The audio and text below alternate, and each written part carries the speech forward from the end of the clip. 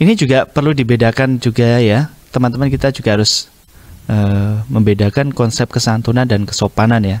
Kalau kesopanan itu berkaitan dengan perilaku, kalau kesantunan itu berkaitan dengan tutur kata. Mungkin karena keceplosan gitu ya, kemudian pakai sapaan-sapaan yang sekarang populer kan. Contohnya apa tuh, Contohnya yang saya pernah dengar itu, ndak gitu cok, kok ke saya, maaf pak, saya keceplosan gitu ya. Okay. Nah,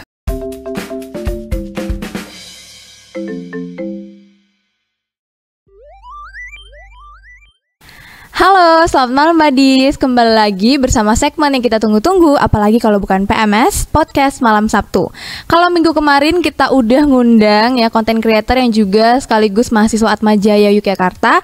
Kali ini gestarnya lebih menarik nih teman-teman, yaitu kita bakal langsung ngundang dosen dari Atmajaya, khususnya yang mengampu mata kuliah pendidikan bahasa Indonesia. Langsung aja kita sambut, ini dia Pak Didit. halo, selamat malam Mbak. Selamat malam Pak Didit. Malam.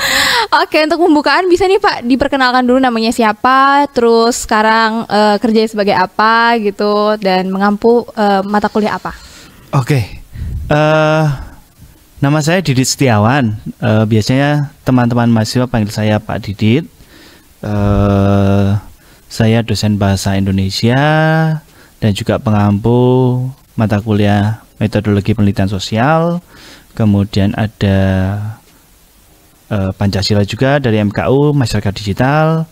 Dan sekarang selain sebagai pengajar, saya membantu juga di departemen dan fakultas sebagai tim penjamin mutu.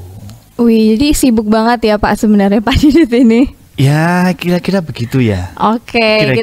Kira-kira saja. Oke, kita langsung mulai ya Pak dalam pertanyaan pertama, yaitu gimana sih perjalanan karir awal Bapak sebagai dosen, dan kenapa Bapak itu milih mau menjadi dosen? Khususnya di mata kuliah pendidikan bahasa Indonesia ya.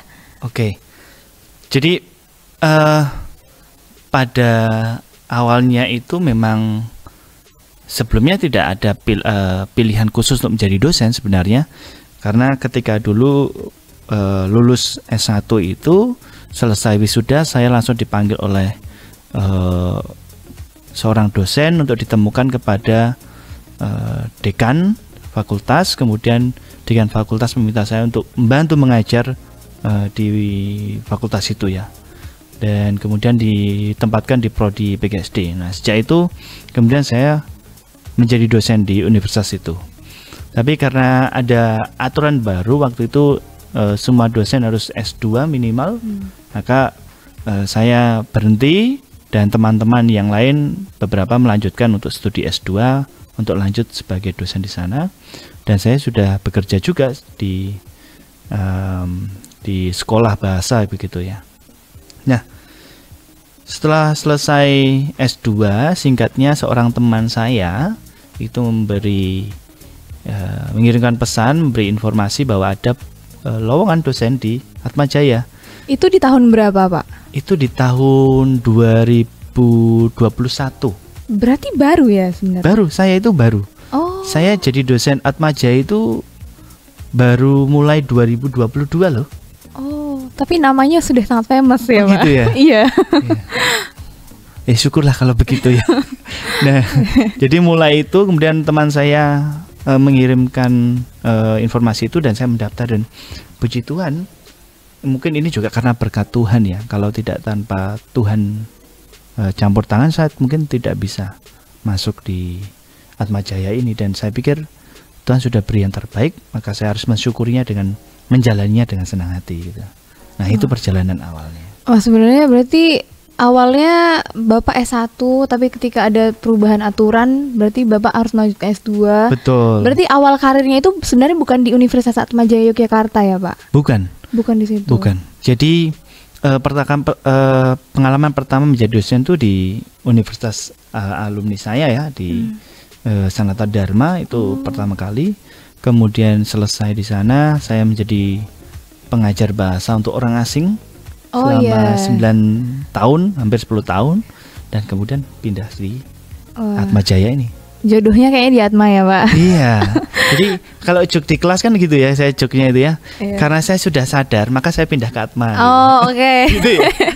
Boleh. Oke, nah selama Bapak berkarir ya, khususnya di Atmajaya dan khususnya lagi itu mengampu pendidikan bahasa Indonesia.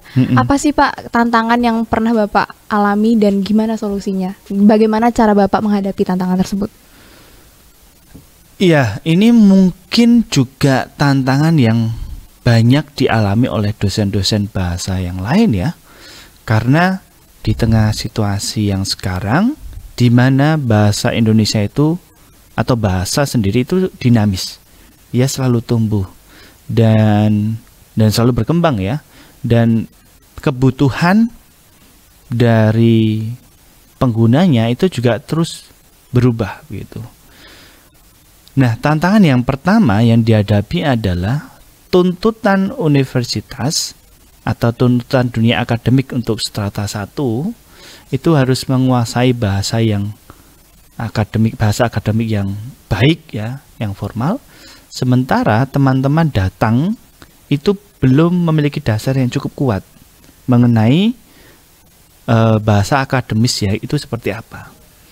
Sehingga itu menjadi tantangan. Nah, selain itu juga ini faktor-faktor yang lain yang mungkin menjadi menjadi buah bibir banyak guru bahasa, bahwa bahasa Indonesia itu nggak terlalu diminati kan? Iya kan? Iya, okay. Apalagi masuk kelas bahasa Indonesia itu, aduh masuk kelas apa ini? Gitu. Dan apa dampaknya di SMA saja atau di SMP, misalnya SMP SMA? Menurut guru-guru itu anak-anak tidak menampilkan performa yang baik di bahasa Indonesia, sehingga kesannya bahasa Indonesia sulit. Karena mungkin sudah sejak awal tidak dicintai gitu, karena dianggap sesuatu yang biasa.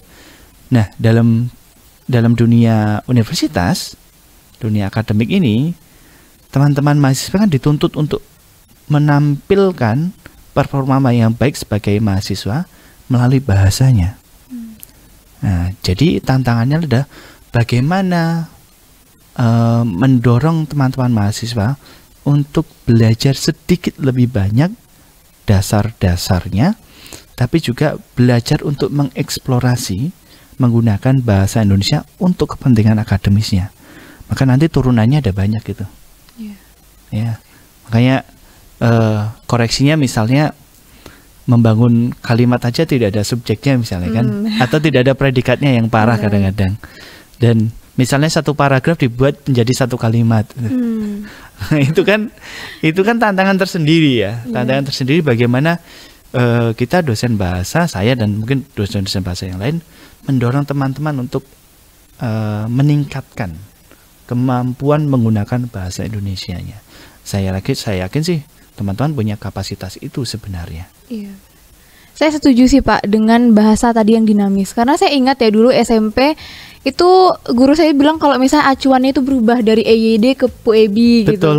Terus dari waktu kuliah itu APA 6 ke APA 7 gitu. Iya. Dan itu sebenarnya kita Bapak sebagai dosen tuh juga harus belajar lagi nggak sih Pak sebenarnya? Oh iya. Jadi saya mengalami EYD kemudian diubah menjadi PUEB, PUEB sekarang kembali ke EYD lagi. Ya. Jadi ada banyak perubahan. Nah, perubahan-perubahan ini harus disesuaikan. Kalau pedoman penulisan ilmiah kita kan pakai APA, ada sekarang APA 7 ya yang terbaru ya. Nah, kalau bahasa Indonesia ya itu ada pedoman-pedoman yang mulai berubah juga. Ada penyesuaian yang disesuaikan, mungkin terjadi karena kebutuhan academic writing misalnya dan sebagainya. Iya benar-benar, dan saya juga tadi setuju dengan sebenarnya banyak ya yang mungkin saya juga dulu merasa kalau bahasa Indonesia itu kayak nggak penting, tapi ketika saya kuliah, iya, tapi ketika saya kuliah dihadapkan dengan daftar pustaka, terus dengan kutipan-kutipan, ternyata sedetail itu harus kita perhatikan gitu sebenarnya. Dan memang banyak dari kami memang yang kurang oke gitu loh dalam membuat sitasi kayak gitu. Betul, apalagi di tantangan ini sekarang kan bahwa kita itu dituntut untuk keluar dari godaan plagiasi. Benar. Ya kan? Nah, salah satu yang bisa salah satu sumber daya yang bisa digunakan adalah kemampuan menggunakan bahasa Indonesia. Ya, bagaimana kita mengutip dengan cara memparafrase misalnya supaya bisa keluar dari konsep plagiasi. Dan konsep plagiasi itu kan tidak hanya copy paste satu paragraf dua paragraf toh. Kadang-kadang kita mengakui semua tulisan banyak seseorang secara keseluruhan gitu ya, dipindah ke tulisan kita, ya sama saja. Nah, bagaimana kita mampu menggunakan bahasa Indonesia dengan tepat untuk keluar dari zona plagiasi, itu menjadi tantangan tersendiri untuk teman-teman mahasiswa dan semua akademis, saya pikir. Benar, berarti sebegitu penting ya sebenarnya Mbak Dis kalau tentang kesantunan dalam bahasa Indonesia ini. Oke, nah ngomong-ngomong tentang kesantunan nih Pak, gimana sih Pak tanggapan Bapak tentang kesantunan bahasa yang ya digunakan oleh anak-anak muda saat ini gitu? Tanggapan Bapak tuh apa? Ya, ini juga perlu dibedakan juga ya, teman-teman kita juga harus membedakan konsep kesantunan dan kesopanan ya. Kalau kesopanan itu berkaitan dengan perilaku, kalau kesantunan itu berkaitan dengan tutur kata. Nah, kita sebagai manusia Indonesia yang hidup dengan konteks unggah-ungguh atau sopan santun yang begitu tinggi atau begitu kuat, maka dalam bertutur kata pun kita diharapkan mampu menggunakan tutur kata yang baik dan santun. Mengapa begitu? Karena santun itu salah satu tanda bahwa seseorang juga mempunyai atau menjunjung tinggi budaya. Kita tidak mungkin dong bicara kepada orang tua misalnya dengan kata-kata yang kurang sopan, kurang santun misalnya ya. Misal kalau di konteks Jawa itu kalau panggil orang tua, bapak atau ibu dengan kata kowe itu jelas tidak santun. Iya, kasar ya Pak. Iya, ya. Kadang-kadang kalau mungkin kesannya dekat ya. Misalnya aku dan kamu dengan bapak atau ibu ya. Ya, mungkin itu untuk beberapa keluarga, beberapa komunitas itu dipercaya sebagai wujud kedekatan. Tapi dalam beberapa kultur kita tetap harus menjunjung tinggi, ada tingkatan-tingkatannya. Bagaimana kalau kita memanggil bapak itu sebaiknya cukup dengan bapak saja, Pak atau Bu. Misalnya bapak dari mana? Tidak, Pak kamu dari mana? Gitu ya. Ini kan beda, kesannya beda. Nah, santun itu adalah wujud manusia yang berbudaya. Ya kan? Bagaimana kita menunjukkan karakter kita sebagai manusia Indonesia yang berbudaya, itu bisa dilihat dari kesantunan berbahasanya. Ya kan? Benar-benar. Ya. Kadang-kadang ada teman-teman mungkin karena keceplosan gitu ya, kemudian pakai sapaan-sapaan yang sekarang populer kan. Contohnya apa tuh Pak yang pernah Bapak contohnya yang saya pernah dengar itu ndak gitu Cok, kok ke saya maaf pak saya keceplosan gitu ya. Nah, jadi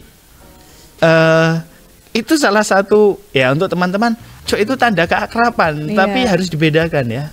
Keakraban dengan kesantunan itu ada pembedanya, itu harus ditunjukkan gitu. Benar sih Pak. Jadi saya juga sering mendengar kayak istilah keceplosan, tapi di depan orang yang lebih tua gitu kan, jadi kayak kelihatannya kurang sopan gitu ya Pak. Betul.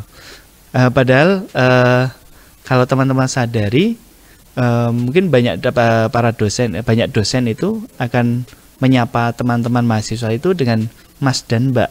Kalau di sini, kenapa? Karena itu salah satu wujud menghargai orang itu bisa juga di konteks Jawa ya. Kita hidup di konteks Jawa ya. Itu dengan Mas dan Mbak. Ya, manggilnya Mbak Tasya, Mas Ivan, Mas Nathan dan sebagainya kan begitu. Iya benar-benar. Memang sih saya juga merasakan dulu ketika saya SMA kan di Jogja, guru-guru saya juga manggil saya Mas, guru-guru saya juga manggil saya Mbak gitu. Mbak ya? Iya, dan terkadang juga ada beberapa guru sama kayak di sini, guru atau dosen yang dia bersedia untuk dipanggil Mas atau Mbak gitu. Jadi kayak ya budaya itu juga sebenarnya mempengaruhi ya Pak dengan kesantunan kita dalam berbahasa. Betul. Hanya harapannya itu jangan sampai teman-teman mahasiswa itu ya kehilangan unsur ini gitu. Karena mahasiswa atau manusia yang berkarakter itu bisa dilihat dari tutur katanya. Setuju. Setuju kan? Setuju. Oke, nah sekarang kan Bapak dosen ya, di mana Bapak ini mengajar para generasi muda. Yang generasi muda zaman sekarang ini kayak young and free gitu ya, kayak lebih kebebas dan nggak mau diatur gitu. Nah, menurut Bapak gimana sih cara Bapak untuk menanamkan kesantunan dalam berbahasa pada anak-anak muda zaman sekarang kayak gitu? Ini juga menjadi tantangan yang lumayan berat gitu ya untuk dosen-dosen berhadapan dengan generasi sekarang yang mungkin cenderung lebih bebas atau tidak mau diatur gitu ya, dan mereka lebih berkaca pada apa yang mereka pelajari dan lihat atau mereka ikuti itu dari apa yang muncul di media, dari YouTube, dari TikTok, dari sebagainya ya, sehingga mengajak teman-teman mahasiswa untuk berbudaya santun itu memang perlu pendekatan. Jadi pertama, teman-teman mahasiswa harus diajak untuk sadar bahwa kita hidup di mana dan bagaimana wujud penghargaan kita kepada orang yang lebih tua atau orang yang belum kita kenal sama sekali. Kenapa begitu? Karena salah satu kemampuan untuk diterima adalah menempatkan diri dalam posisi siap menghargai siapapun. Jadi kita bisa tunjukkan bahwa dengan unsur kesantunan kita itu menghargai orang lain. Ketika kita menghargai orang lain akan menghargai kita. Sehingga interaksinya bisa menjadi balance. Ya. Ketika proses belajar pun kita bisa saling belajar. Jadi antara mahasiswa belajar dengan dosennya juga bisa belajar dari mahasiswanya. Itu yang muncul. Jadi tidak ada kemudian muncul istilahnya hanya satu arah saja. Karena dalam prinsip saya, ketika membantu teman-teman belajar, saya belajar. Jadi ada salah satu profesor, dia ahli kesantunan berbahasa juga, namanya Profesor Pranowo. Ya, dia meneliti tentang kesantunan dalam perspektif Jawa. Kemudian poin-poin akhirnya beliau memberikan statement, ketika Anda mampu membantu orang lain belajar, Anda belajar lebih banyak. Nah, prinsip itulah yang saya pegang gitu biasanya. Jadi kalau saya mampu mendorong, membuat atau memfasilitasi teman-teman belajar, saya belajar lebih banyak. Iya. Gitu, sehingga generasi muda yang sekarang kemudian ketika merasa dihargai, merasa keberadaannya benar-benar dihargai secara utuh begitu ya, mereka akan menemukan sesuatu yang entah bagaimana ceritanya, mereka akan belajar sesuatu dan mengikuti apa yang baik biasanya. Iya benar sih, saya setuju Pak dengan bagaimana cara kita berbicara itu sebenarnya menunjukkan bahwa kita menghormati orang itu dan orang itu akan menghormati kita. Tergantung bagaimana cara kita berbicara. Benar. Betul. Nah, tapi saya pernah ya kayak merasa bahwa banyak orang yang menganggap kalau kesantunan dalam berbahasa itu hanya di situasi formal. Padahal sebenarnya di situasi informal juga sebenarnya kita harus memperhatikan kesantunan dalam berbahasa. Contohnya dalam kehidupan berteman gitu. Nah, betul. Menurut Bapak apa nih yang harus kita perhatikan dalam berbicara agar tetap santun dalam situasi formal maupun informal? Iya. Jadi sekali lagi salah satu manfaat menjaga kesantunan itu adalah salah satunya adalah menjaga hubungan. Jadi ketika kita berbicara dengan santun, kita tidak menyakiti orang lain, maka kita bisa membangun hubungan yang baik. Hubungan yang baik itu akan mendorong lingkungan belajar yang baik juga. Ya. Kemudian dengan kesantunan, selain tadi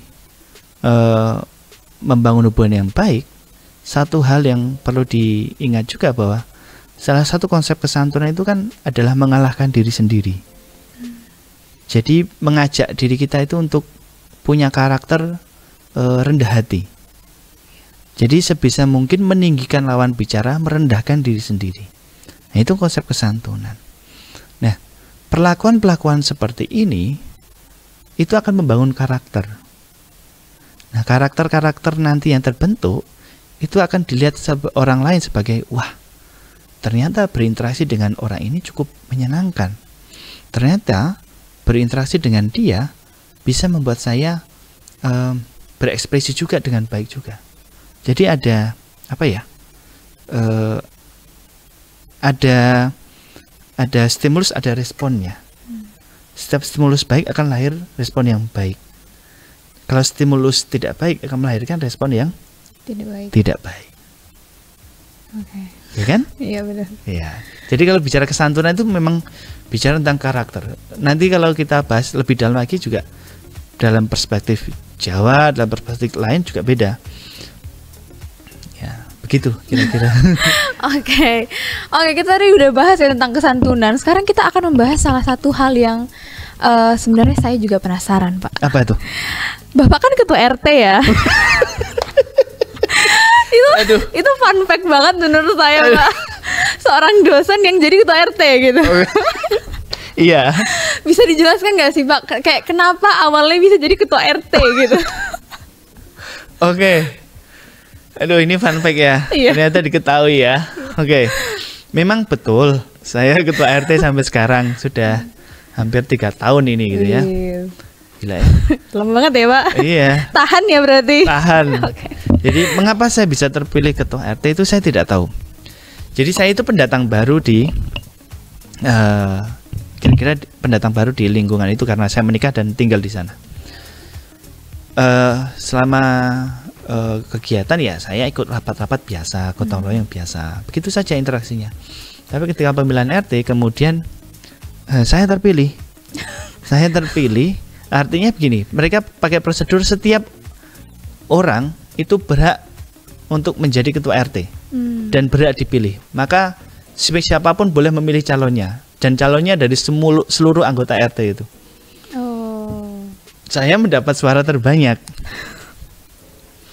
Mau tidak mau diterima dong. Ya sudah mencalonkan diri? Tidak mencalonkan. Oh, tidak mencalonkan diri. Jadi tidak ada yang mencalonkan diri. Oh gitu. Jadi langsung dipilih dalam rapat itu siapa yang terpilih harus bersedia untuk menjadi ketua RT. Oke. Akhirnya saya terpilih dan akhirnya ya sudah saya jalani saja gitu ya. Dan saya itu sebenarnya sudah merasa sudah menyampaikan ya. Saya merasa tidak mumpuni karena satu, saya itu masih muda sekali loh. Saya kan beda 2 tahun dari Tasya nih. Aduh. Kira-kira gitu ya. 15 tahun gitu. Jadi saya masih muda. Kedua, saya minoritas. Oh iya. Iya ya Pak ya. Saya itu minoritas. Benar. Di RT saya yang beragama non muslim itu kira-kira hanya ada 5 atau 6 kakak. Selain itu sejumlah hampir 120 orang itu adalah non muslim semua.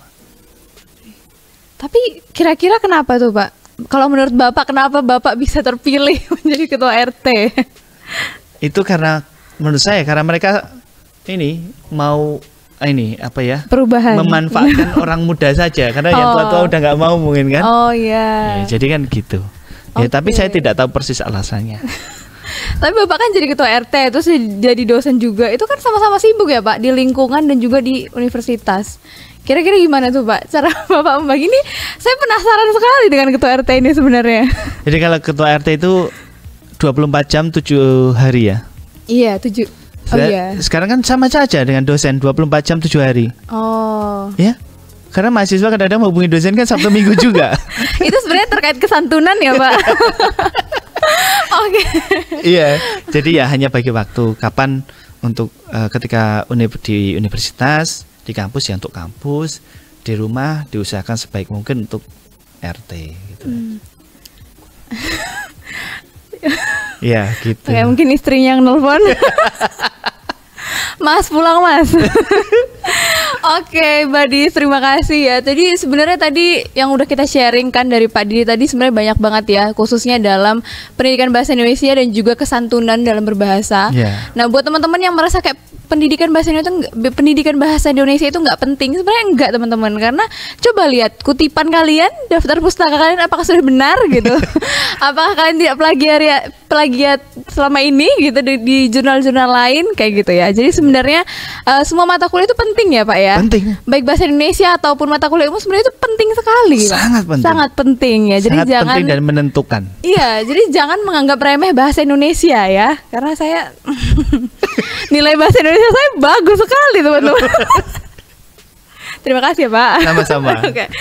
Oke, sebelum kita bagus kok ya. Oh iya benar kok. Oke. Nah, sebelum kita mengakhiri sesi talk show ini ya, kita bakal main this or that. Jadi nanti saya akan saya akan membacakan 2 hal. Nanti Bapak pilih salah satu. Oh. Salah satu ya Pak. Okay. Jangan dua-duanya. Aduh, sulit ini. Oke. Tapi ini panjang sih Pak. Oke. Pertama adalah this or that. Menurut Bapak, apa yang lebih mempengaruhi kesan positif dalam komunikasi? Penggunaan bahasa baku atau penggunaan bahasa yang santun?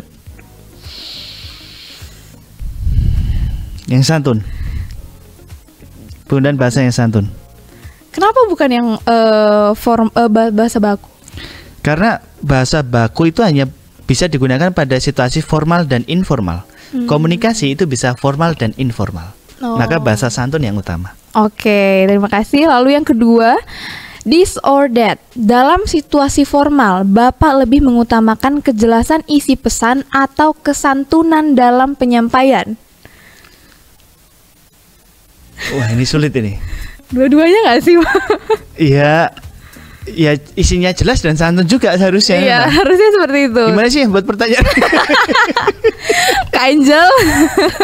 Ini menjebak ini. Menjebak sekali. Oke. Kita langsung lanjut this or that. Udah selesai, Pak. Enggak, satu lagi. Aja ya? Enggak, satu lagi. This or that. Dalam situasi informal, Bapak tipikal orang yang sering menggunakan bahasa yang santai dan gaul atau tetap memperhatikan bahasa yang lugas dan santun? Ini sangat kontekstual biasanya. Jadi kalau informal biasanya saya santai ya. Seperti kita ngobrol kalau di luar itu kan santai. Tapi tetap pesan yang disampaikan tetap nyampe gitu. Jangan sampai kelugasan tapi malah menyinggung nanti. Oh, benar sekali. Oke, that's all for today. Thank you so much buat buddies yang sudah menyaksikan dari awal hingga akhir, dan terima kasih juga untuk Pak Didit Sama-sama, yang Tasya. sudah meluangkan waktunya untuk podcast yang sangat amat Apa ini? sangat amat berkesan ini. Oh iya. Oke, Sama-sama. jadi nantikan lagi segmen PMS selanjutnya yang pastinya kita bakal ngundang gestar-gestar yang pastinya menarik banget ya untuk dibahas. Dan juga kita langsung aja pamit undur diri. Aku Tasya pamit undur diri dan juga Saya Didit Setiawan. Oke, kita tutup acaranya. Dadah. Sampai jumpa. Sukses selalu ya. Iya.